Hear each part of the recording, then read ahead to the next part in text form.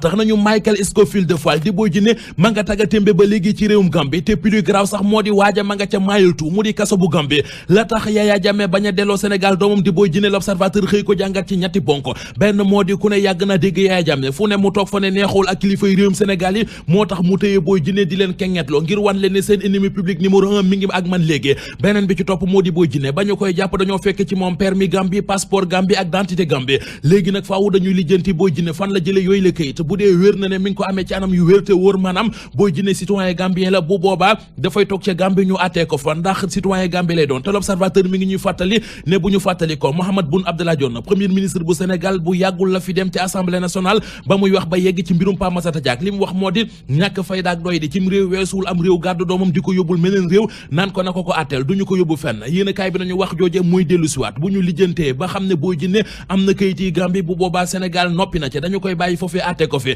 beneen bi ci topp moo di bu ñu ko xoolee càmbar ko biir ak biti enquête ko gis ne moom Boy Djiné passeport ak permis d'identité Gambie boobee mu yore amewu ko ci anam yu jaar ci yoon maanaam tegul ci yoon bu boobaa moom Boy Djiné tamadu ko ëppi bum ndax moog waa Gambie lay doon la Sénégal nañu li tax dëgg Yaya Jammeh téye Boy Djiné ne du ko joxe lànk kandaare moo di dafay fayu ndax Cheikh Sidiya Bayo mi nga xamante ne ji moo duggoon Sénégal di yàq Yaya Jammeh lu mel ne xeme yam ko fu ko yàlla yamul ba Jammeh ne Sénégal na ko extradé waa Sénégal dañoo bañoon yéen kaay bi nañu looloo tax moom it njiit réewum Gambie bañ ngir fayantoo ak ñoom la tribune nañu moom Boy Djiné ak Mansour Diop ñu naan ko cale éwaade gañu éwaade woon ca kaso bu rëbës yëngal na rëbës yéen kaay bi nañu njiital administration pénitentiaire di colonel Daouda Diop dagg yi muy bopp yi muy dagg yamalewu ko rek ca kaso bu Njaareem ne ca kaso bu rëbës tëbal nañu régisseur ba ak adjoint tëbal nañu chef de cour ba tëbal nañu it greffier en chef ba ñoom ñëpp la ñu muté feneen maa ngi ci leneen Sénégal am na gaz Le Soleil xëy xibaar bi ci xëtamu njëkk gisement gaz naturel bu feeñ ca waaxi Ndar ya di ay réserve yu ñu xayma ci ñeenti téeméeri milliards ak juróom fukk ci ay mètres cubes waa Petrosen ak waa Cosmos Énergie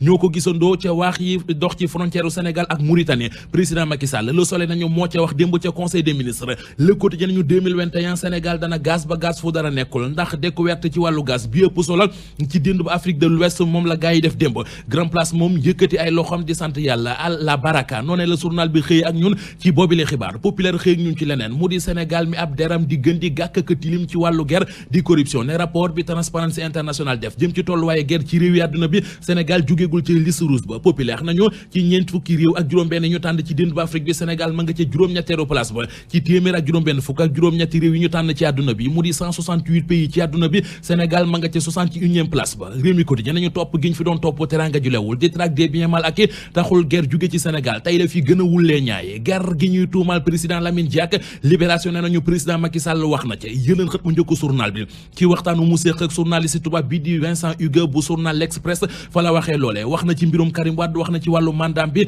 Libération moom it xëy jël wax ji xëy ko ci xët mu njëkk lenn ci kàddu président ci xët mu njëkku Libération moo di li mu ne amul benn xaalis bu leewul bu mu dugal ci campagne am ci biir L'Observateur it wax jama nga ca ubbi leen yéen kaay bi président Macky Sall nee na réewum Sénégal ay référendum dina fi am atum 2016 présidentielle yi 2017 lay doon ba ñu koy wax ba yegg ci waxi grâce ngir Karim Wade li Macky Sall wax moo di tollooguñu foofu feneen fu jëm ci yàqu moo di ci diggante Alaaji Malick Gakou ak Gaston Mbengue Direct Info moo ñu xëy wax loolee nañu diggante ba neexatul journal bi di laaj ndax ñoom ñaar duñu bàyyante ndax Gakou ak kii di Gaston Mbengue lay xeeñ ci seen diggante doonul lu neex li dul neex ci dégg-dégg mi ngi ci Libération ca Mbàkke la xewe benn góor jigéen bu jàpp ñeenti taalibe mineur tëj leen ci benn nekk di leen awante